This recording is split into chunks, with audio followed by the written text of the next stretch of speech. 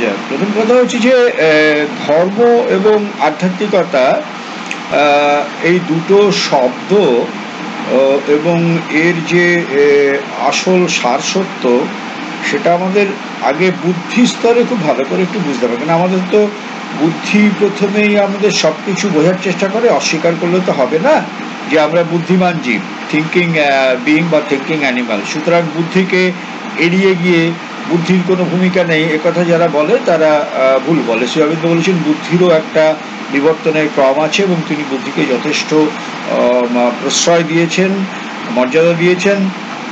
কিন্তু যেখানে বুদ্ধিকে ত্যাগ করতে হবে সেখানে বুদ্ধিকে ত্যাগ করতে পারি না বলেই সেইখানেই আমাদের আজকে বিপর্যয়। সেই জন্য শ্রী অরবিন্দ বলছেন না, reason was the helper and reason is the বার।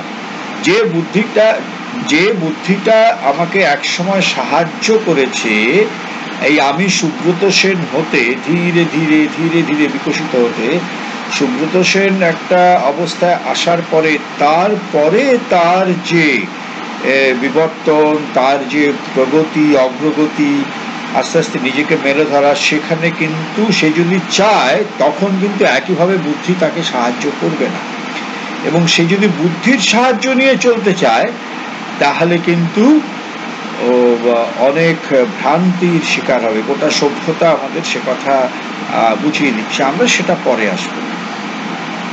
সুতরাং বুঝতে হবে বুদ্ধিগতভাবে যে ধর্ম এবং আধ্যাত্মিকতা শব্দটার মধ্যে কোনো বিরোধ নেই, কিন্তু একটা পার্থক্য আছে। ধর্মটা হচ্ছে সিঁড়ির ধাপ, আর আধ্যাত্মিকতা হচ্ছে সেই সিঁড়ি দিয়ে আমি যে ছাদটায় উঠব। অর্থাৎ ধর্মটা হচ্ছে আমার কাছে অবলম্বন, যে অবলম্বন দিয়ে এমন একটা লক্ষ্য আছে, সেই লক্ষ্যটাতে আমাদের পৌঁছতে হবে।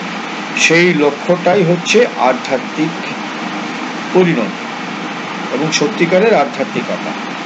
তাহলে ধর্ম কখনো বাধা হতে পারে না। বাধা হবে কখন? আমি সিঁড়িতে উঠতে উঠতে যদি বলি না এই তো বেশ ভালো আছি, এই সিঁড়ি দোতলায় সিঁড়িতে উঠতে উঠতে দেখা যায় মাঝখানে একটা, ওটাকে কি বলে, একটা ফ্ল্যাট জায়গা যেখানে একটু দাঁড়াতে হয়, তাই না? প্রত্যেকটা সিঁড়িতে একটা বাঁক আছে না? বাঁক আছে তো। এবার যদি আমি ওইখানে উঠে বলি না বাপু এই উঠেছি, এই বেশ, আমার আর উপরে ওঠার দরকার নেই। ব্যাপারটা এরকম অনেক সময় হয়, যারা খুব অক্ষম বা যাদের পায়ে বাত আছে বা হার্টের রোগ আছে তারা বলবেন না বাপু আর পারবো না, এই তো বেশ উঠেছি। এই তো ধর্মের ক্ষেত্রেও তাই। ধর্ম আমাদের বলে তুমি তার অবলম্বনকে ধরে ধরে এগো, এবং এগিয়ে তোমার লক্ষ্যটা হচ্ছে এমন একটা জায়গা যেখানে গেলে সব উত্তর, সমস্ত সমাধান সেখানে আছে, এবং যেখান থেকে একটা সামগ্রিক চেতনা, অনুভূতি, দৃষ্টি আমরা পেতে পারি।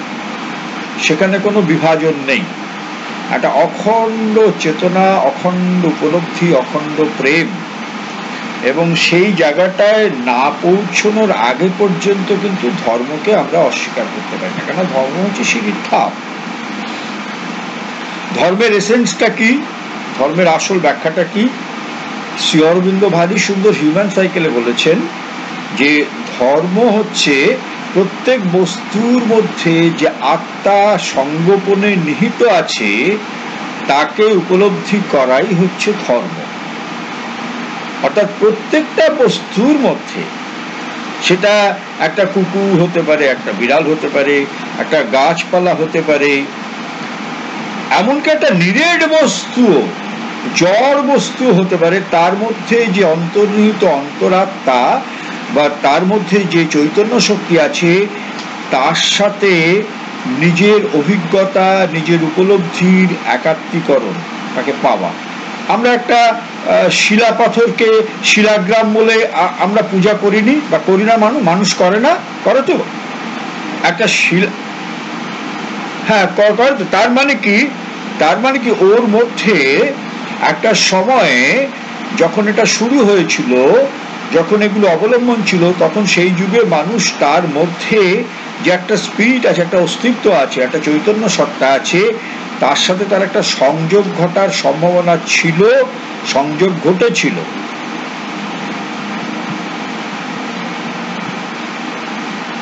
নাই, আমি ইতিহাসের কথা তো আমি বলছি না, আমি বলছি যে প্রকৃতপক্ষে আমরা জিনিসটাকে বোঝবার চেষ্টা করছি। এবারে যে যে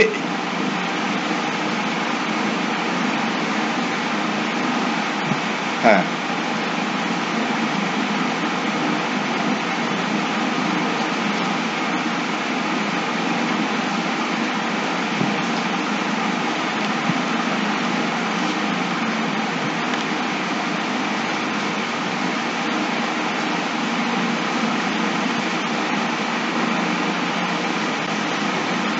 হ্যাঁ,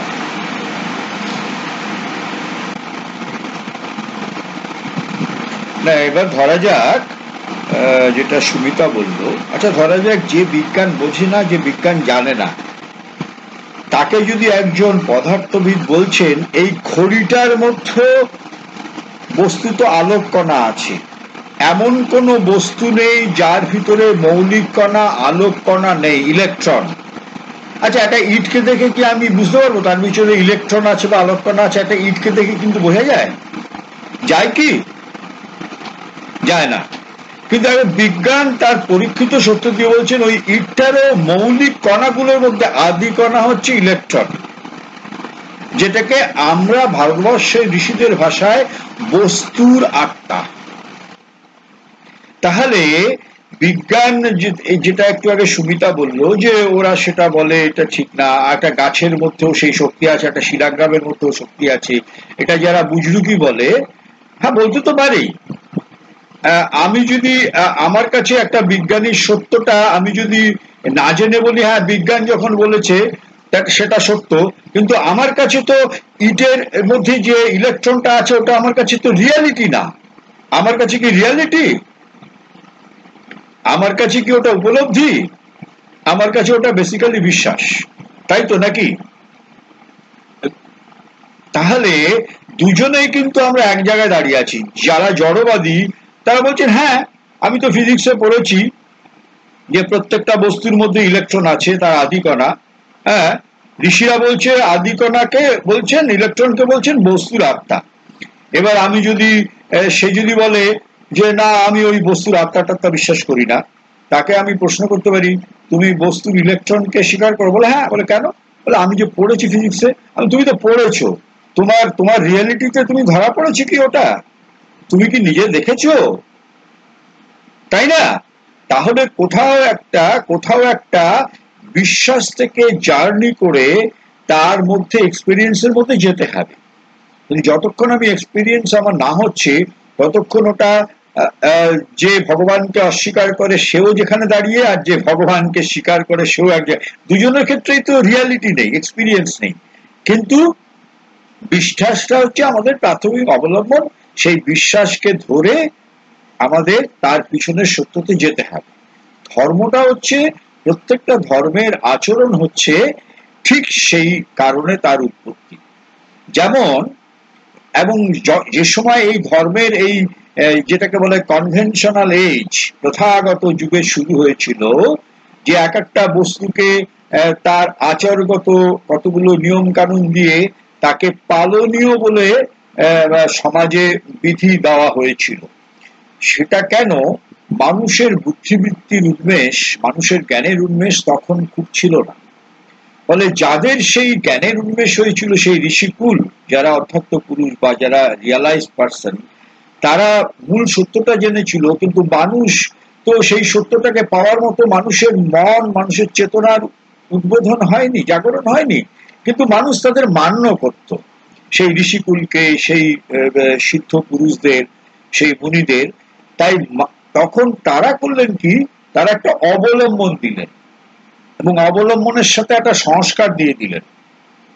বলে দেখো এটা করতে হবে। যেমন ধরো একটা পিপুল গাছ, আচ্ছা আমরা কি জানি আমাদের সংস্কারের মধ্যে আছে পিপুল গাছকে জল দিতে হয় নিয়মিত, একটা সংস্কার আমাদের আছে।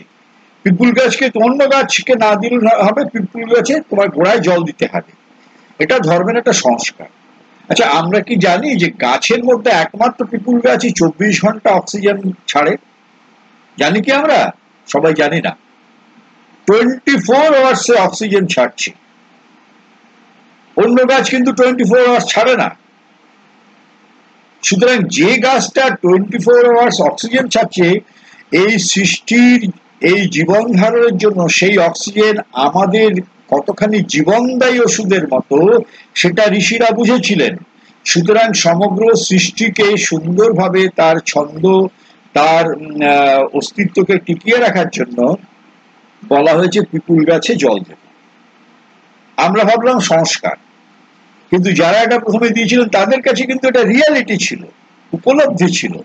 কিন্তু সেই উপলব্ধিটা অন্য মানুষের ক্ষেত্রে উপলব্ধি নয়, তারা ওটা সংস্কারের মধ্য দিয়ে দিয়েছে। তাই ধর্মটা বেশিরভাগই অবলম্বন বা সংস্কারের মধ্যে এসছে, কিন্তু সংস্কারের পিছনে যদি আমরা চলে যাওয়ার মতো আমাদের মানে অনুসন্ধান থাকে, সত্যের সন্ধান থাকে, আমাদের যদি সেই চেতনা, আমরা অনুসন্ধিৎসু চেতনা নিয়ে আমরা এগোতে থাকি, আমরা দেখবো একদিন ধর্মের পিছনের যে জিনিসগুলো তার বেশিরভাগগুলো তা সত্য, রিয়ালিটি। কিন্তু বেশিরভাগ মানুষকে, যেহেতু মানুষের সেই সময় নেই, মানুষের উৎসাহ নেই, মানুষের চেতনা সেই অবস্থানে, মানুষকে অবলম্বন গুলো দেওয়া হয়েছিল, ধর্মীয় অবলম্বন। কোনো কোনো ক্ষেত্রে সেটা সংস্কার বলি, কোনো কোনো ক্ষেত্রে কুসংস্কার বলি। কিছু কিছু ক্ষেত্রে সেগুলো কুসংস্কার বিকৃত হয়ে গেছে, সেটা আলোচনা খুব ডিটেল, সেটা অন্য দিন হবে, আজকে এই সময় হবে না। তাহলে ধর্মের সাথে কিন্তু আধ্যাত্মিকতার বিরোধ নেই, বিরোধ নেই। ধর্ম হচ্ছে কতগুলো অবলম্বন, যে অবলম্বনকে ধরে আমি সেই সত্যে পৌঁছতে পারি। তো কিন্তু একটা জিনিস মনে রাখতে হবে, সিঁড়ির ধাপ যেটা, সেটা লক্ষ্য হতে পারে না। লক্ষ্যটা হচ্ছে ছাদ। ছাদটা কি? আধ্যাত্মিকতা কি? এই সমস্ত সৃষ্টি, এই যে আমি বেঁচে আছি প্রতি মুহূর্তে, সেকেন্ডে সেকেন্ডে, এই যে আমার শ্বাস প্রশ্বাস চলছে, breathe in and breathe out, মুহূর্তের মধ্যে যদি এটা বন্ধ হয়ে যায় তাহলে আমার মৃত্যু। অথচ সেটা চলছে, এই জীবন প্রবাহ চলছে, সৃষ্টি চলছে, সমস্ত সৃষ্টির মধ্যে একটা ভারসাম্য আছে, একটা গ্র্যান্ড প্ল্যানে সমস্ত সৃষ্টিরা চলছে, এর পিছনে একটা চৈতন্য শক্তি আছে। সেইটা যতক্ষণ না পর্যন্ত আমি সমস্ত চেতনার অনুভবের মধ্য দিয়ে বুঝতে পারছি, ততক্ষণ আমার কাছে এটা আধ্যাত্মিক উপলব্ধ সত্য নয়। সেই জন্য আমাকে কিছু কিছু অবলম্বন দিয়ে বলা হয়েছে, তুমি এটা করো, তুমি অত তো বুঝতে পারবে না, তুমি এই ওটা করো। কিন্তু আমাদের মুশকিল হচ্ছে যে আমরা সেই অবলম্বনটার মধ্যে আটকে যাই এবং সেটা যান্ত্রিক ভাবে করতে শুরু করি। আমরা সেটা জানার চেষ্টা করি না, বোঝার চেষ্টা করি না, সেটা দিয়ে আমার জীবনে কি হবে। আমি শিব ঠাকুরের মাথায় শিবরাত্রি এলেই জল ঢালছি। আচ্ছা, কজনকে জিজ্ঞেস করা যায়, বিশেষ করে কুমারী মেয়েদের, আচ্ছা তুমি শিব ঠাকুরের মাথায় যে জল দিয়েছো, তুমি সত্যি সত্যি কি মনের মতো স্বামী পেয়েছো? কজন হাত তুলবে? তার কারণ এই জিনিসগুলো ঠিক এরকম নয়। এই জিনিসগুলোর মধ্যে একটা অন্য সত্য আছে, সেটা আমরা জানি না, আমরা না জেনে এটা করছি। না জেনে যখন যান্ত্রিক ভাবে করি, তখন সেটা ধর্মমন্যতা হয়ে যায়। ধর্মমন্যতা অর্থাৎ যে ধর্ম কতগুলো আচার আচরণ সদস্য, তার পিছনে সত্যকে বুঝবার মতো ইচ্ছা, আগ্রহ, ভালোবাসা নেই, তখন সেটা ধর্মমন্যতা হয়ে যায়। এই ধর্মমন্যতাটাই আমাদের কিন্তু জীবনে চলার পথে বেশিরভাগ ক্ষেত্রেই সেটা অন্তরায়। এবং এই ধর্মমন্যতা দিয়ে জীবনের রহস্য বুঝতে পারি না, জীবনের জটিলতা বুঝতে পারি না, জীবনের মধ্যে কি করে সংহতি, ভালোবাসা, ঐক্য আনতে পারি সেটা বোঝার চেষ্টা হয় না। আমরা প্রত্যেকেই এক একজন মূর্তিমান অহং, আমরা বুঝতে চাই না। সুতরাং আধ্যাত্মিকতা হচ্ছে অল ইনক্লুসিভ। আধ্যাত্মিকতা কখনো কোনো বিশেষ আচারের উপর নির্ভর করে না, এবং আধ্যাত্মিকতার জন্য কোনো বিশেষ আচরণ করতে হবে এমন কোনো বাধ্যবাধকতা নেই। ধর্মের ক্ষেত্রে, আচারগত ধর্মের ক্ষেত্রে বেশ কিছু অবলম্বন আছে, সে অবলম্বনগুলো মোটেই নিন্দনীয় নয়, সেগুলো বহু উপকারিতা আছে। কিন্তু সেই উপকারিতাটা কি আমার জীবনে আমি ফিল করছি? যদি ফিল না করি তাহলে ওটা আমাকে কি দিল? ওটা আমাকে একটা সংস্কারই দিল। সংস্কারের বাইরে গিয়ে আমি আর কিছুই বুঝতে পারলাম না, আমি এক পাও এগোতে পারলাম। আমি কেন শিবের মাথায় জল ঢালি? আমি কি বুঝতে পারছি শিবের মাথায় জল ঢেলে আমার কি হয়? যদি বুঝতেই না পারি, বোঝার কি চেষ্টা করেছি? আমি কি প্রশ্ন করে জানার চেষ্টা করেছি? আচ্ছা, যদি বুদ্ধিগত ভাবে জেনেও থাকি, সেটা কি আমার উপলব্ধির মধ্যে এসেছে? যদি না আসে, বুঝবে তাহলে আমার চেষ্টার ফাঁক আছে, আন্তরিকতার ফাঁক আছে, বা ওটা আমি চাই না, ওই সংস্কারটা নিয়েই সারা জীবন মৃত্যুর আগ পর্যন্ত চলে যেতে চাই, দ্যাট ইজ ইউজলেস। সেই জন্য মা বলছেন, ধর্ম, এই ধরনের আচরণগত ধর্ম প্রগতির পথে বাধা। এবং গীতায় শ্রীকৃষ্ণ পার্থসারথী পার্থকে এক জায়গায় বলছেন, পার্থ, যে শাস্ত্র একসময় সহায়, সেই শাস্ত্র কিন্তু পায়ের শৃঙ্খল। কখন শৃঙ্খল শাস্ত্র? যখন তোমাকে আর এগোনোর পথে সাহায্য করতে পারে না, তুমি সেখানে আটকা পড়ে যাও, শাস্ত্র তখন বাধা। তাহলে কি? নিত্য নতুন শাস্ত্র যেন জন্ম নেয়। শাস্ত্র মানে একটা বিশেষ সময়ের সত্য, একটা বিশেষ প্রেক্ষিতের সত্য, সেটা যখন লিখিত আকারে, শ্রুতির আকারে আমাদের মধ্যে আসে, তখন আমরা সেটাকে শাস্ত্র করে ফেলি। কিন্তু প্রতিদিন প্রতি মুহূর্তে নিত্য নতুন শাস্ত্র আমাদের সামনে আসতে পারে, যদি আমরা ভিতরের দিকে তাকাতে পারি। সেই জন্য আমাদের আসল যে শাস্ত্রের যে তার যে উদ্গাতা স্থান, যে সোর্স, সেটা আমাদের হচ্ছে একদম অন্তর্হৃদয়, যেখান থেকে নতুন নতুন শাস্ত্র উদ্ভূত হবে, নতুন নতুন উপলব্ধি আসবে। সেই জন্য গীতায় বলা আছে অবতার দুই ধরনের, দেহধারী অবতার, ফিজিক্যাল ফরমেশন, ভগবানের জড় দেহাধার যিনি, তাকে আমরা বলি অবতার। আর গীতায় বলা আছে অবতার আর এক প্রকার, আমার ভিতরের যে সত্তা, অন্তঃপুরুষ, তিনিও অবতারের আরেকটি রূপ, আরেকটি প্রকার। সুতরাং আমরা আমাদের ভিতরে যে সেই প্রজ্ঞা পুরুষ, সেই চৈতন্য পুরুষ ব্যক্তি, আত্মা হয়ে, বিশ্বাত্মার একটা অংশ, মহা চৈতন্যের একটা অংশ আমার ভিতরে আমি ক্যারি করছি, সেটার সাথে সংযোগ স্থাপন করা, আলটিমেটলি একদিন তার নিরিখে চলাই হচ্ছে আধ্যাত্মিকতার লক্ষ্য এবং তার উদ্দেশ্য। আধ্যাত্মিকতা সবকিছুর মধ্যে যে সত্য আছে, সেই সত্যকে বুঝতে, জানতে, উপলব্ধি করতে আধ্যাত্মিকতা আমাকে সাহায্য করে। যদি আমাকে সাহায্য না করে, আমার বলতে পারি আমার আধ্যাত্মিক উন্মিলন হয়নি। অর্থাৎ আপাতত একটা কুৎসিত বস্তুর মধ্যেও কি সত্য লুকিয়ে আছে, সেটা যদি আমি বুঝতে না পারি, তাহলে বুঝতে হবে যে আধ্যাত্মিকতার যে পরিণত অবস্থা, আধ্যাত্মিকতার জায়গায় আমি পৌঁছতে পারিনি। আমি বাইরের কুৎসিত রূপটা দেখেই আমি আমার সিদ্ধান্ত, আমার বিচার আমি করছি, যেটা স্বভাবতই আমরা সবসময় করি। সেই জন্য মা বলছেন আমাদের মন প্রসঙ্গে যে 100 ভাগে 100 বারের মধ্যে 99 ভাগ সময় মন ভুল সিদ্ধান্ত নেয়। সেই জন্য মা বলছেন যে মনকে কখনো সিদ্ধান্ত নিতে দিও না। তাহলে কি করতে হবে? মনকে শান্ত হতে শেখাও, মনকে দেখতে শেখাও।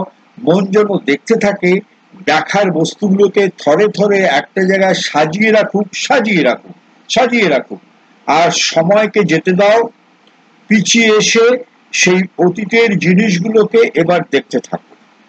একটা মালা গাঁথার মতো সমস্ত জিনিসটাকে পরপর পরপর যা ঘটেছে, তখন সেটাকে মালা গাঁথার মতো সাজাও। সাজালে বুঝতে পারবে তখন আস্তে আস্তে যে ঠিক এর পিছনে সত্যটা কি ছিল, কার্য কি, তার কারণ কি। কিন্তু ইনস্ট্যান্টলি যখন মন কোনো সিদ্ধান্ত নেয়, মতামত দেয়, সেখানেই কিন্তু সে সত্যের থেকে বহু দূরে। সেই জন্য মা বলছেন মন কিন্তু এই জন্য আমাদের জীবনের কিন্তু বেশিরভাগ ক্ষেত্রে প্রতিবন্ধক।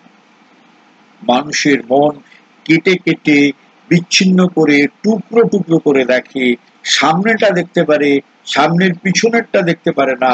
ঘটনাটা যেই ঘটে, ঘটনাটা দেখে, ঘটনার পিছনে যে কত শক্তির খেলা, কত কার্যকারণ লুকিয়ে আছে, সেইটা অনুসন্ধান করার মতো, সেটা বোঝার মতো তার আইডেন্টিটি নেই, একাত্মীকরণ নেই। আধ্যাত্মিকতা কিন্তু এমন একটা জিনিস, সেটা আমাকে শেখায়। এবং আধ্যাত্মিকতা মানে হচ্ছে এই সমস্ত সৃষ্টির সাথে যে একটা সামঞ্জস্য, হারমোনি, এভরিথিং ইন হারমোনি, যেটা নেচার করেছে, সৃষ্টি করেছে, সেটার সাথে আমার নিজেকে টিউনড করা। তার মানে কিন্তু আমরা যেন ভুল ব্যাখ্যা না করি, সমাজ যেরকম চলছে তার সাথে আমি নিজেকে আপোষ করলাম, সেটা টিউনিং নয়। টিউনিংটা হচ্ছে এই সমস্ত বিশ্বের যে মৌলিক যে সৃষ্টি, তার সাথে আমার নিজের জন্য একটা একাত্মীকরণ হয়, একটা হারমোনি হয়। এমনকি আমার অপোজিট মানুষ যারা আছে, আমার বিপরীত ধর্মী মানুষ যারা আছে, তাদের সাথেও আমার একটা ভিতরে কোথাও একটা সংযোগ থাকবে, কিন্তু সাযুজ্য থাকবে না। মানে আমি তার মধ্যে আছি, কিন্তু তার সাথে আমি জড়িয়ে নেই, লেপ্টে নেই, আমি তার মধ্যে নিজেকে মানে বিসর্জন দিই, অথচ তার মধ্যে আছে। তার মধ্যে থাকা মানে তাকে বুঝতে পারা যে সে কোথায় ঠিক কোথায় ভুল। এই যে আইডেন্টিফিকেশন, এইটা কিন্তু একটা চেতনার অনুশীলন, এবং এইটাই আমাকে আধ্যাত্মিক উন্মিলনের পথে সাহায্য করে, এবং এটাই হচ্ছে আধ্যাত্মিক চেতনার প্রশিক্ষণের বা আমার জীবনের শুরু। এবং আধ্যাত্মিকতার কোনো ফরম্যাট নেই, কোনো ফরম্যাট নেই। আধ্যাত্মিকতা মানে যে পন্থায় আমি সমস্ত কিছুর পিছনেই একটা যে সত্য আছে, সেই সত্যটা বুঝতে পারছি, তার প্রথাগত কোনো আকার বা রূপ থাকতে পারে না। একজনের জন্য একটা পদ্ধতি, আমার জন্য অন্য একটা পদ্ধতি, তার জন্য কি পদ্ধতি সে নিজেকে বুঝে নেবে। কিন্তু মৌলিক একটা জিনিস আছে, সেটা কিন্তু এলিমেন্টারি ট্রুথ, যে কোনো জিনিসের সত্যকে যদি বুঝতে হয়, তার স্বরূপকে যদি বুঝতে হয়, তার নেচারকে যদি বুঝতে হয়, তাহলে কিন্তু মনের মধ্যে একটা নীরবতা, একটা সাইলেন্স, একটা প্রশান্তি মাস্ট। এবং এটা যে কোনো ম্যান অফ গুডউইলের পক্ষেও কিন্তু সত্য। যে মানুষের মধ্যে শান্ত অবস্থা নেই, প্রশান্তি নেই, নীরবতা নেই, সে কখনো নিজের জীবনের অভিন্ন চালিকা শক্তি হতে পারে না।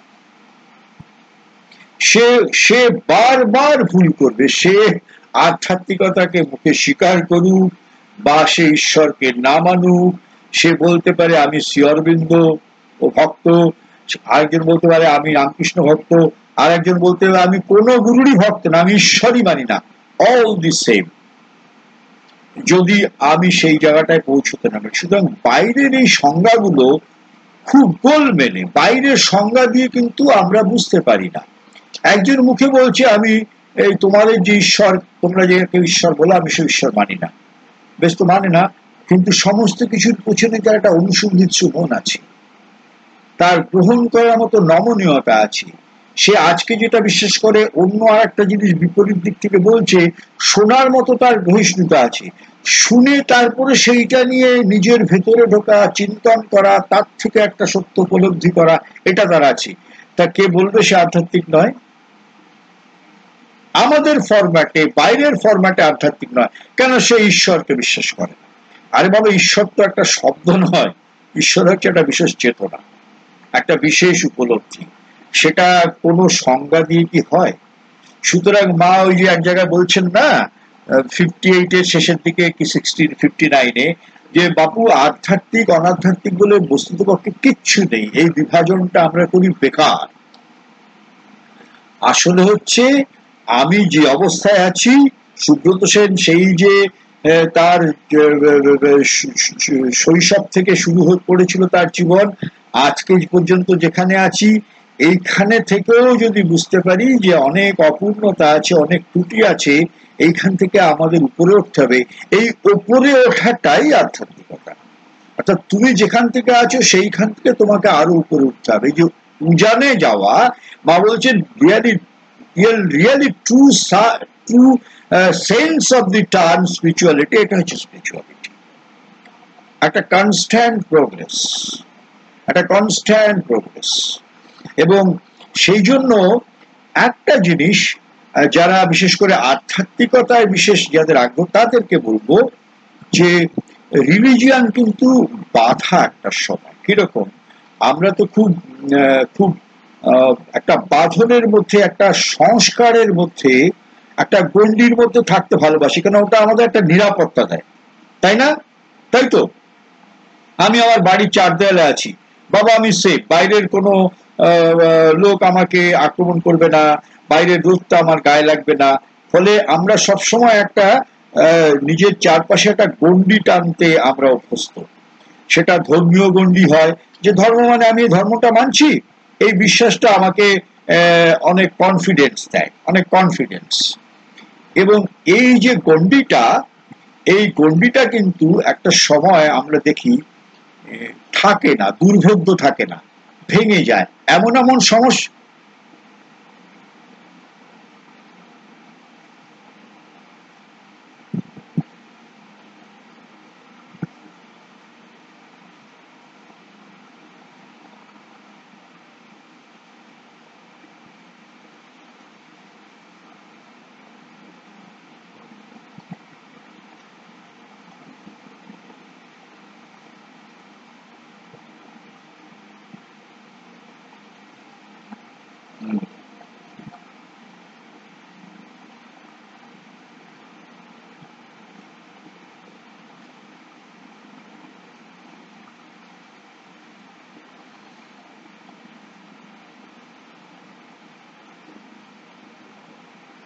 হ্যাঁ, প্রত্যেকটাই এখানে কিন্তু একটা জিনিস মনে রাখতে হবে, প্রথম এবং শেষ কথা কিন্তু প্রগতির মানে উন্নতির, সেটা ব্যক্তিগত উন্নতি হতে পারে, গোষ্ঠীগত উন্নতি হতে পারে, সামাজিক উন্নতি হতে পারে।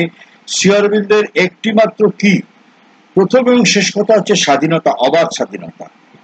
এবং সেই স্বাধীনতা মানে ভুল করবারও স্বাধীনতা তাকে দিতে হবে। ধরা যাক যে তুমি যেটা ভাবছো বা আমি যেটা ভাবছি সেটা ভুল, কিন্তু এই ভুলের মধ্যে দিয়ে যেতে হবে, যেতে যেতে আমাকে বুঝতে হবে, আমি যদি নিজেকে খোলামেলা রাখি, যে ভুলটা ঠিক কোথায় করেছিলাম। সুতরাং কেউ বলে দিতে পারে না, একমাত্র অন্তর্যামী ছাড়া, নিজের অন্তঃপুরুষ ছাড়া, যে আমি এই মুহূর্তে যেটা করছি এটা ঠিক কি ভুল। কেন মানুষ বেশিরভাগ ক্ষেত্রে যুক্তিপ্রবণ প্রাণী, যুক্তিশীল প্রাণী, সেই যুক্তিকে আশ্রয় করেই চলে, তার মানে জন্মেই তার ইনটুইটিভ নলেজ আসে না, তার প্রজ্ঞা চেতনা ডেভেলপ করে না। শ্রী অরবিন্দের মতো প্রতি মুহূর্তে তিনি অন্তরের আদেশ শুনতে পেয়েছেন, কোটিকে গুটিকে হয় না। তো তাদের তো যুক্তিকে আশ্রয় করে প্রথমে একটা পরিচ্ছন্ন যুক্তিকে আশ্রয় করে তাকে চলতে হয়, তাকে চলতে চলতেই বুঝতে হবে, তাকে অবাধ স্বাধীনতাই হচ্ছে তার পথ। হিউম্যান সাইকেলে বলছেন the ideal law of social development হচ্ছে ফ্রিডম, ফ্রিডম, ফ্রিডম। তো এই ফ্রিডম আমাকে একদিন বুঝিয়ে দেবে যে আমার ভুলটা কোথায় আছে। যদি আমি ডগম্যাটিক না হই, যদি আমি গোড়া না হই, আমাকে বুঝিয়ে দেবে যে অতীতের সিদ্ধান্তটা আমার ভুল ছিল। আবার বুঝিয়ে দিতে পারে অতীতের সিদ্ধান্তটা আমার ঠিকই ছিল। এইবারে অতীতের অভিজ্ঞতা দিয়ে আমি যেন ভবিষ্যতে চলি, সেজন্য কোনো অভিজ্ঞতাই ফেলনা নয়। যদি আমি সেই অভিজ্ঞতাটাকে আমি স্টেপিং স্টোন হিসাবে ইউজ করি, সেই জন্য কোনো যন্ত্রণা, কোনো ঝড়, কোনো বিপর্যয়, কোনো আঘাত ব্যর্থ হতে পারে না যদি চেতনাটা খুলে যায়। যদি আমি রং কনসাসনেসে থাকি, ভুল চেতনায় থাকি, তাহলে যে কোনো কাজই আমার ভুল হবে। কিন্তু আমার চেতনাটা যদি ঠিক জায়গায় টিউন হয়, তাহলে একটা ভুল আমাকে আর একটা উত্তরণের দিকে নিয়ে যাবে, কেন সেই ভুলটাই আমার উত্তরণের সহায়। কিন্তু সাধারণ মানুষের জীবনে সেই ভুলটা তার কাছে বিপর্যয়, কেন সে সেখান থেকে উঠবার শিক্ষাটা, উঠবার অনুভূতিটা তার কাছে নেই, সে সেখানেই সে ফল ডাউন করলো। কিন্তু একজন,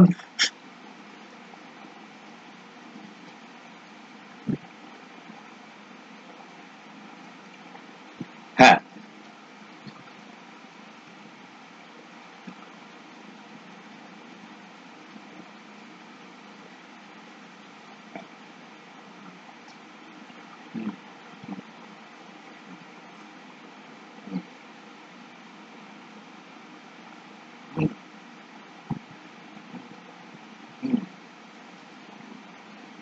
হ্যাঁ, শ্রী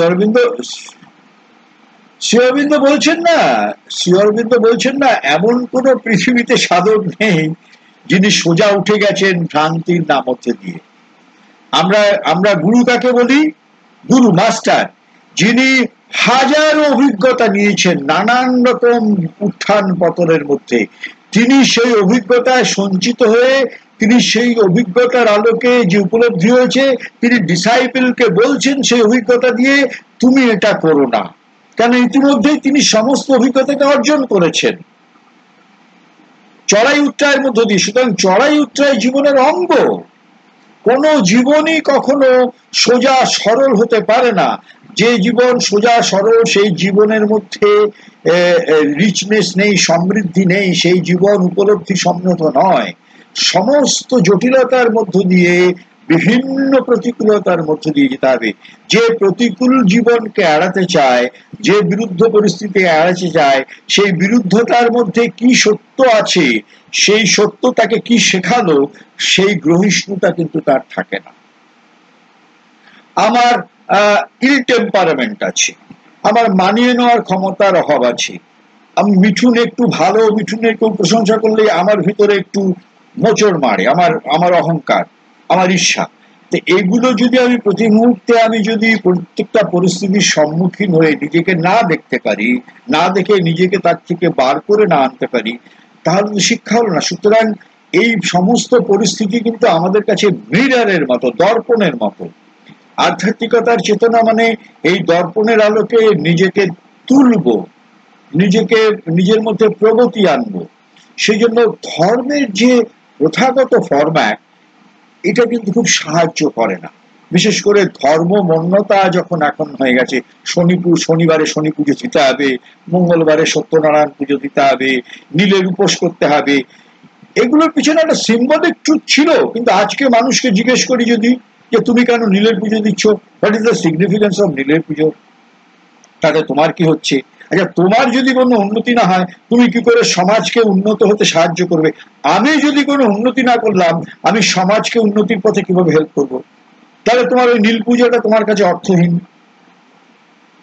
সুতরাং প্রত্যেকটার ভিতরেই যে সিকিংটা আছে, সেই সিকিংটা যদি না থাকে, সে অনুসন্ধান না থাকে, তখন ধর্ম কিন্তু ধর্মমন্যতা, তখন ধর্ম পায়ের শৃঙ্খল, পায়ের বেড়ি, এবং সেই ধর্মের থেকে কুসংস্কার আসে। ইতিহাস বারবার দেখিয়েছে যে ধর্মের নামে কত হানাহানি, কত কুসংস্কার, কত সাম্প্রদায়িক অসম্প্রীতি, দাঙ্গা, রক্তপাত হয়েছে।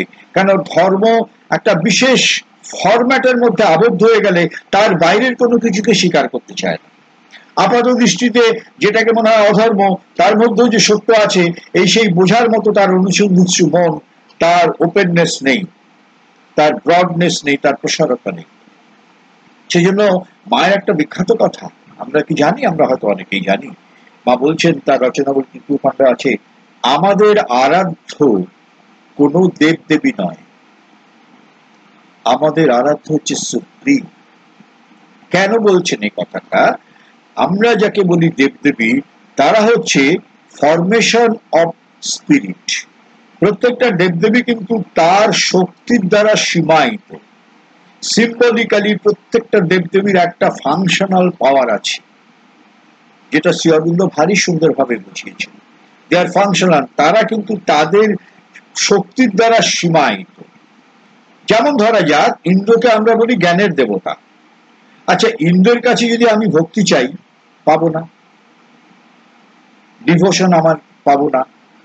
আমি যদি ইন্দ্রের কাছে প্রসারতা চাই, প্রসারতা, ভাস্টনেস, পাবো না। তাহলে প্রসারতার জন্য আমার কার সাধনা করতে হবে? বরুণের। বরুণ দেবতা হচ্ছে সিম্বল অফ ভাস্টনেস। আচ্ছা, আমি যদি সিদ্ধি চাই, সিদ্ধির জন্য কার কাছে যেতে হবে? গণেশের কাছে। তাহলে প্রশ্ন হচ্ছে, প্রত্যেকটা দেবদেবী একটা সিম্বলিক ট্রুথ আছে এবং প্রত্যেকটা দেবদেবীর সাধনার সত্য আছে।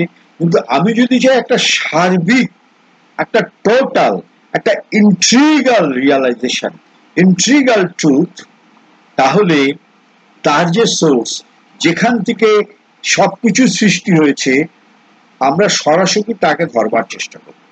সেজন্য মা বলছেন, আমাদের আরাধ্য সুপ্রিম।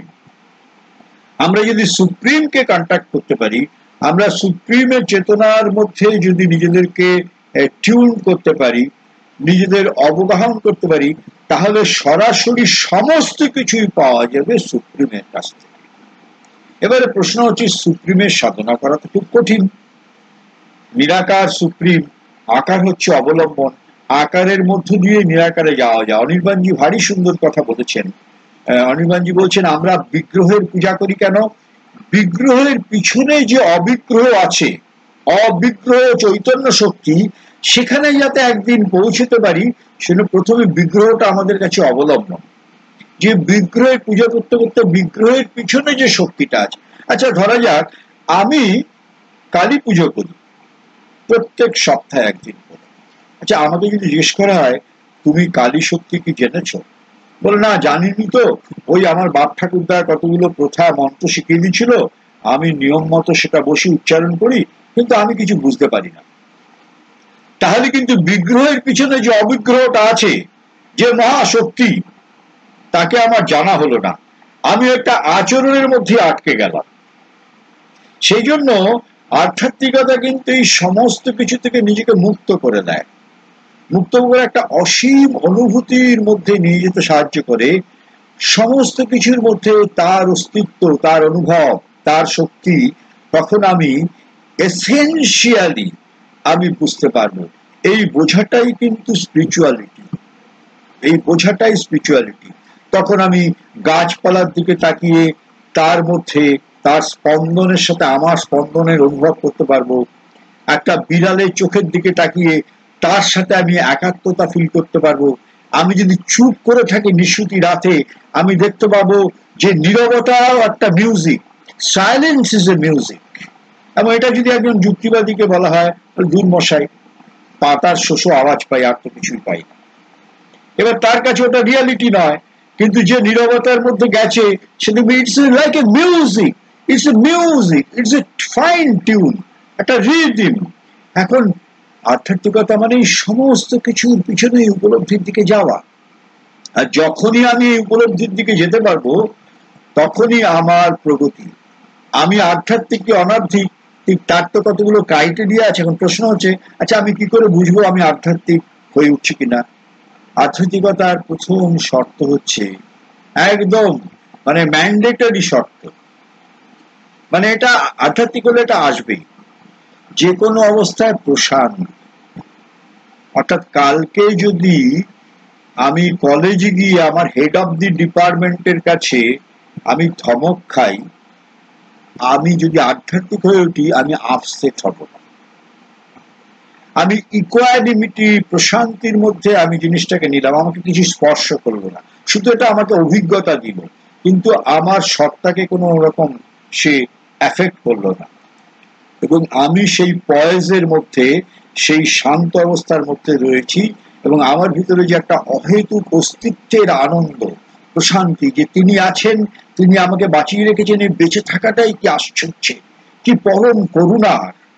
এই বোধ থেকে যে প্রশান্তি, this the fundamental component of spirituality. অর্থাৎ আমি আধ্যাত্মিক হয়েছি কিনা তার প্রথম শর্ত হচ্ছে প্রশান্তি। আর প্রশান্তির সাথে সাথে কিন্তু একটা জিনিস ওতপ্রোত, নীরবতা। নীরবতা, তো এই নীরবতা মানেই হচ্ছে সাইলেন্স। আর সাইলেন্সের সাথে সাথে অ্যাবসলিউট সাইলেন্স যদি আস্তে আস্তে আনতে পারি, তার সাথে প্রশান্তি আসবে। সুতরাং এখন আমাকে নিজেকে দেখার এই হচ্ছে রাস্তা, এবং আধ্যাত্মিক হওয়ার জন্য কিছুই করতে হবে না, ক্রমশই নিজেকে মেলে ধরতে হবে। এই সমগ্র বিশ্ব শক্তি, এই বিশ্ব চেতনা যে আমাকে ধারণ করে আছে, পোষণ করে আছে, লালন করে আছে, সেইটা শুধু ভেবে ভেবে আগে একটা ভাবনার জগৎ তৈরি করতে হবে, একটা ভাবের জগৎ তৈরি করতে হবে। নন্দীদা সুইট মাতারে বলছেন, আগে তোমার মধ্যে একটা ভাবের জগৎ তৈরি করো, সেই ভাবটাই তোমাকে আস্তে আস্তে সত্যের মধ্যে নিয়ে যাবে, সত্যের অনুভবের মধ্যে। We must create really an idea, emotional feeling, pure emotional feeling, সেটা আস্তে আস্তে আমাকে রিয়ালাইজেশন থেকে নিয়ে যাবে। এবং আধ্যাত্মিকতা কিন্তু মানেই হচ্ছে তাই, সমস্ত কিছুর মধ্যে একটা চিরন্তন যে অস্তিত্বের সার্থকতা আছে সেটা বোঝা, আপাত কদর্যময় সংঘর্ষময় প্রতিকূলতার চেহারার মধ্যে, পরিস্থিতির মধ্যেও যে একটা প্রগতি আছে, একটা সত্য লুকিয়ে আছে, সেই সত্যটা অভিব্যক্ত হতে চাইছে এই ভাঙাচোড়ার মধ্য দিয়ে, এই ভাঙনের মধ্য দিয়ে, সেটা বোঝবার মতো এসেনশিয়াল অনুভূতি। তার জন্য একাডেমিক পড়াশোনা লাগে না, শুধু অবগাহন করতে হয় নীরবতার মধ্যে। এবং এই নীরবতাটা নিজের পছন্দ মতো, নিজের খুশি মতো এই নীরবতা প্র্যাকটিসটা যেটা আমরা করি, সন্ধ্যায় করতে পারি, দুপুরে করতে পারি, সকালে করতে পারি, রাত্রে শোবার আগে করতে পারি, হুইল চেয়ারে বসে করতে পারি, ছাদে গিয়ে চুপচাপ বসে করতে পারি। একটা নীরবতা, নীরবতা, নীরবতা। এবং এই নীরবতা কিন্তু আস্তে আস্তে সমস্ত দরজাটা খুলে দেয়। মা বলছেন সাইলেন্স হচ্ছে মাস্টার কি। সাইলেন্স, সাইলেন্সটা হচ্ছে মাস্টার কি, যে চাবিটা দিয়ে তুমি সব দরজার তালাই খুলতে পারবে। এবং that is the fundamental of spirituality. এবং সেইটার জন্য আমরা মনে রাখি। এবং এবং আধ্যাত্মিকতা ধর্মের সাথে তাহলে কোনো বিরোধ নেই, কিন্তু একটা জায়গায় আমরা বুঝবার চেষ্টা করলাম যে ধর্মের মধ্যে কোথাও আটকে যাওয়ার একটা সম্ভাবনা আছে, যখন সেটা আচার সর্বস্ব হয়ে যায়, অনুষ্ঠান সর্বস্ব হয়ে যায়, যখন সেটা আমাকে এগিয়ে যেতে সাহায্য করে না। আর আধ্যাত্মিকতার নিজস্ব কোনো আচরণ নেই। আমি ধ্যান, প্রথাগত 1 ঘন্টা ধ্যান না করেও আমি যদি অ্যাবসলিউটলি নীরবতার মধ্যে থাকতে পারি, সেই নীরবতা আমাকে একটা অন্য জায়গায় নিয়ে চলে যাবে, একটা অন্য চেতনার উন্মিলন ঘটাবে। That is spiritual awakening. একজন 1 ঘন্টা ধ্যান করছে, অসাধারণ তার অনুভূতি, বাকি 23 ঘন্টা সে সাধারণ মানুষের যে প্রকৃতির দাসত্ব করছে, তার মধ্যে সেই ত্রুটিগুলো ধরা পড়ছে। আর একজন ধ্যান করছে না, কিন্তু অদ্ভুত একটা নীরবতা, একটা সমতার অবস্থায় সে মোটামুটি থাকে, এবং সেইখান থেকে সেই সবকিছু বোঝার চেষ্টা করে। সে রিয়েলি অ্যাডভান্স ভিতর দিক থেকে। সুতরাং আধ্যাত্মিকতার কোনো ফরম্যাট নেই, কিন্তু সাহায্য করে। অনেকগুলো আচার, আচরণ, ক্রিয়া সাহায্য করে। সেই জন্য শ্রী অরবিন্দের যে পথ, মায়ের যে পথ, একটা জিনিস আমি বলছি, এরকম কিন্তু কোনো ফরম্যাট, কোনো যোগ নেই। দেখবেন শ্রী অরবিন্দের সিনথিসিস অফ যোগ যদি আমরা পড়ি, প্রথমে তিনি অন্য যোগগুলোকে আলোচনা করেছেন, তার পজিটিভ দিকগুলো দেখিয়েছেন, এবং কোথায় গিয়ে সেটা আটকে যাচ্ছে সেটা দেখিয়েছেন। তারপরে যোগ সমন্বয়তে তিনি সেটা ব্যক্ত করেছেন। তারপরে পূর্ণ যোগের মধ্যে তিনি সেটা এনেছেন, যে পূর্ণ যোগ মানে এমন একটা যোগ যার মধ্যে জ্ঞান, কর্ম, ভক্তি, রাজযোগ, সব ক্রিয়াযোগ সব এসে সম্মিলিত হবে। সেজন্য Shri Aurobindo on himself and Shri Aurobindo on the mother বইটা যদি আমরা কোশ্চেন আনসার গুলো পড়ি, সাধকরা জিজ্ঞেস করছে যে কি করে তার স্পিরিচুয়াল অ্যাওয়েকেনিং হবে, কি করে তার শরীরের মধ্যে যে বিশৃঙ্খলা, ডিসহারমোনি, সেটা হারমোনি আসবে, কি করে প্রাণের মধ্যে প্রশান্তি আসবে, প্রাণের উন্মিলন হবে, দেহ চেতনার উন্মিলন হবে। শ্রী অরবিন্দ ঘুরিয়ে ফিরিয়ে বলছেন যে invoke the mother's force, invoke the mother's force. যেখানে তোমার অসুবিধা হচ্ছে, চেতনা সেই জায়গাটায় কনসেন্ট্রেট করে সেই জায়গাটায় তুমি মায়ের ফোর্সটাকে ইনভোক করো, এবং মা যেন দরজাটা তুমি খুলে রেখেছো, অনুভব করবে তুমি দরজাটা খুলে রেখেছো। আর মায়ের সেই চৈতন্য শক্তি, তার হিলিং পাওয়ার, তার সর্ব হলিস্টিক, তার যে সার্বজনীন যে চৈতন্য শক্তি, যা একসাথে সব, সেটা যেন তোমার মধ্যে প্রবেশ করছে এবং তুমি তাকে কাজ করতে দিতে পারছো। এটা হচ্ছে সম্পূর্ণ একটা মনস্তাত্ত্বিক প্রক্রিয়া। এবং যদি মনস্তাত্ত্বিক এই প্রক্রিয়াটা আমরা অনুসরণ করতে পারি, শুধু মাকে ইনভোক করে, মায়ের মূর্তিটাকে, মায়ের অবয়বটাকে, রূপটাকে কল্পনা করে, তাহলে দেখবো সমস্ত যোগের যে ফল সেটা মা আমাদের মধ্য দিয়ে করছেন। কেন শ্রী অরবিন্দের মা বইয়ের জন্য একটা লাইন আমরা বিস্মরিত না হই, বলছেন মাই সাধনা করছেন, মাই সাধক, সাধকও তিনি, সাধ্যও তিনি, এবং আমার হয়ে তিনি আমার যোগটা করবেন। কিন্তু কথাটা শুনতে খুব সোজা, কিন্তু কঠিনটা কোথায়, আমরা ওপেন করি না, আমরা মনের দরজাটা ওপেন করি না, আমরা প্রাণের পক্ষপাত কিছু আছে সেইটা দিয়ে আমরা অবস্ট্রাকশন করি। মায়ের চেতনার সাথে আমাদের যে নৈকট্য একটা সময় থাকে, তারপরে প্রাণের মধ্যে এমন একটা স্থূল প্রাণের আবেগ এলো সেটা বন্ধুত্বের সম্পর্কের ক্ষেত্রে হোক, বা প্রেমিক প্রেমিকার সম্পর্কের ক্ষেত্রে হোক, বা কোনো একটা জিনিস ভোগ করার ক্ষেত্রে হোক, ওই প্রাণের আবেগ ভাসিয়ে নিয়ে গেল, সেই সময় আমি detach from the mother's consciousness. তার মানে মায়ের চেতনার যে নিরন্তর প্রিয়তা ছেদ হয়ে গেল, সে আমার প্রাণসত্তার মধ্যে কাজ করতে পারছে না। সুতরাং আমি যত বেশি নিরন্তর এই চেষ্টাটার মধ্যে থাকবো ভিতরে ভিতরে, বাইরে আমার কর্মজীবন থাকবে। বাইরের কর্মজীবনে এতটুকু ছেদ করে না, বাজার করা, পড়াশোনা করা, রান্না করা, বাইরের ছাড়া কল থেকে জলটা আনা, থাকবে কিন্তু ভিতরে একটা নিরন্তর যোগ। এবং এটা কিন্তু সম্ভব। প্রথম যখন আমি এটা পড়েছিলাম তখন এটা অসম্ভব, এখন বুঝতে পারি চেষ্টা করলে সেটা সম্ভব। যখন পারি না মানে আমি প্রশ্রয় দিচ্ছি আমার নিম্ন প্রাণ শক্তিকে, বা যুক্তিবাদী মনকে, বা বিচারশীল মনটাকে আমি প্রশ্রয় দিচ্ছি বলেই পারছি না। কিন্তু যখন প্রশ্রয় দিচ্ছি না, আমি দেখছি আমি কাজও করছি, মায়ের চেতনার মধ্যেও আমি দোল খাচ্ছি, মায়ের চেতনার মধ্যে। এটা সম্ভব। এখন এটা আমি চাই কি না, চাইলে কতটা আন্তরিক, কতটা আমার উদ্যম আছে, কতটা ধৈর্য আছে, সবটাই কিন্তু নিজের উপরে। এবং যতই এগোবো দেখবো এই বৈচিত্র্যময় সকল আপাত বিরোধী, আপাত প্রতিকূল পরিস্থিতির মধ্যে কোথাও যেন একটা পথ চলেছে তার লক্ষ্যের দিকে, এবং তার মধ্য দিয়েও আমি চলেছি। আমার যন্ত্রণা তখন আনন্দে পরিবর্তিত হবে। Difficulty turned into opportunity. By the grace of the Divine Mother, your difficulty will be turned into opportunity. মা বলে আছে, তা সেটা যদি আমি বুঝে থাকি তাহলে আমার কাছে এটা সত্য। আর যদি আরেকজন বলে আমি বুঝিনি মানে সে বোঝার মতো তার সেই চেতনার খোলেনি, সে নিজের দিকে তাকাতে শেখেনি, চেষ্টা করেনি, আয়াস করেনি, নিজেকে খোলা রাখেনি, তাই তার কাছে ওটা ডিফিকাল্টি মানে ডিফিকাল্টি মানে চরম বিপর্যয় মানে সর্বনাশ, সর্বনাশ মানে একেবারে হতাশাজনক, লাইফটা হেল, তার কাছে এগুলোই। কিন্তু আরেকজনের কাছে বিপর্যয় মানে উত্তরণের আর একটা ধাপ, মানে স্প্রিং বোট মানে কি, দুঃখ আছে দুঃখের ওপারে যাওয়ার জন্য। কথাটা খুব লক্ষণীয়, দুঃখ আছে দুঃখের ওপারে চলে যাওয়ার জন্য।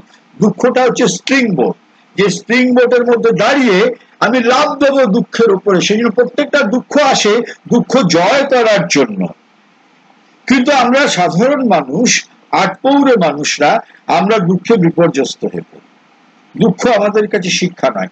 আধ্যাত্মিকতা হচ্ছে এই সমস্ত নেতিবাচক পরিস্থিতির মধ্য দিয়ে ক্রমপ্রসারমান অগ্রগতি। এবং সেটা তুমি যেভাবেই করি না কেন, তুমি করো না কেন, আমি করি না কেন, তার কোনো ফরম্যাট নেই। আধ্যাত্মিকতার কোনো ফরম্যাট নেই, কোনো চিরাচরিত বাধা, কোনো সূত্র নেই। কিন্তু কতগুলো এসেনশিয়াল এলিমেন্ট আছে। চেতনাকে শান্ত করে দিতে হবে, মনকে যেন সঙ্গে সঙ্গে বিচার করতে না বসায় এটা ভুল ওটা ঠিক, মন যেন মানে তখন স্তব্ধ হয়ে যায়, মনটাকে একটু নিষ্ক্রিয় করে দিতে হবে, মনটাকে শান্ত করে দিতে হবে, নিজে একটু স্টেপ ব্যাক করে আসতে হবে, সমস্ত ঘটনাকে থরে থরে সাজিয়ে রাখবার মতো ধৈর্য রাখতে হবে। আচ্ছা এই ঘটনাটা ঘটেছে, এখনই কোনো সিদ্ধান্ত নেবো না, আচ্ছা এটা আপাতত থাক, দেখা যাক কি হয়।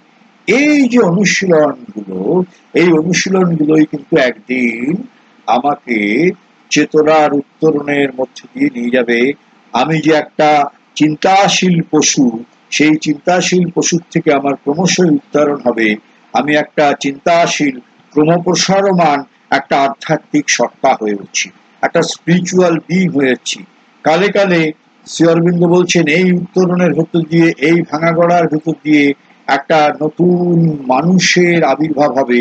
এর পরের ক্রম হচ্ছে একটা চিদঘন মানুষ, চিদঘন সম্পন্ন সত্তা, অর্থাৎ নস্টিক বিং, যে শুধু তার মনোবুদ্ধি দিয়ে প্রাণ বুদ্ধি দিয়ে চলবে না, তার চিদঘন চেতনা দিয়ে চলবে। সেই সমাজ আসবে এবং তার পথেই কিন্তু আমরা চলেছি, আমরা বুঝি বা না বুঝি। আমরা একটা সৃষ্টির ক্রমের মধ্যে রয়েছি। আমরা যদি পিছনের দিকে তাকাই, আমরা হোমোসেপিয়েন্স ছিলাম, নিয়ান্ডারথাল ছিলাম, আমরা জীবজন্তু ছিলাম, তারপরে বিবর্তনের ফলে আমি মানুষ হয়েছি। সুতরাং একটা ক্রমের মধ্যে আছি। এবং আজকের যে মানুষের সমস্যা মানে মানুষকে দেখানো হচ্ছে তুমি যাকে জীবনের সত্য বলে মনে করেছো, যেগুলোকে দেখো তার মধ্যে কতটা সত্য আছে। সমস্ত জিনিসগুলো বেরিয়ে আসছে, সেই যাকে সত্য বলে ভেবেছে তার মধ্যে আসল যে, তার মধ্যে যে গরল, তার মধ্যে যে অন্ধকার গুলো বেরিয়ে আসছে, বেরিয়ে আসাটা খুব পজিটিভ। বেরিয়ে আসছে মানে তোমাকে শেখাচ্ছে নেচার, এবার তুমি এর মধ্যে দিয়ে বেরিয়ে যাওয়ার চেষ্টা করো, পুরনো পথে চলো না। পুরনো অভিজ্ঞতাই তোমার জন্য একমাত্র অবলম্বন না হয়, কোনো কিছুই শেষ কথা নয়। সেইটা আমাদের বোঝানোর চেষ্টা করে বিশ্ব প্রকৃতি, মহাপ্রকৃতি, কিন্তু আমরা বুঝি না। আমরা যারা পুরনোকে আঁকড়ে ধরি, ধর্মীয় অনুশাসনকেই আঁকড়ে ধরি, তাদের হয় বিপদ। সেই জন্য ধর্ম কখনো সহায়, কখনো অন্তরায়। সহায় কখন? যদি সেটা আমার স্টেপিং স্টোন হয়, অর্থাৎ সিঁড়ির ধাপ হয়, যে আমি এখান থেকে ধাপে উঠতে উঠতে আমি আমার নিজেকে উন্মিলন করে দেবো, যে এই ধর্মের আচরণের বাইরে যে বিশালতর সত্য প্রতিভাত হচ্ছে, প্রকাশিত হতে চাইছে, সেই জায়গায় আমি যেন নিজেকে খুলে রাখতে পারি। এবং দ্যাট ইজ আধ্যাত্মিকতা। মোটামুটি কি বোঝা গেল, না মনে হলো যে কোথাও বুঝতে পারছি না? হ্যাঁ,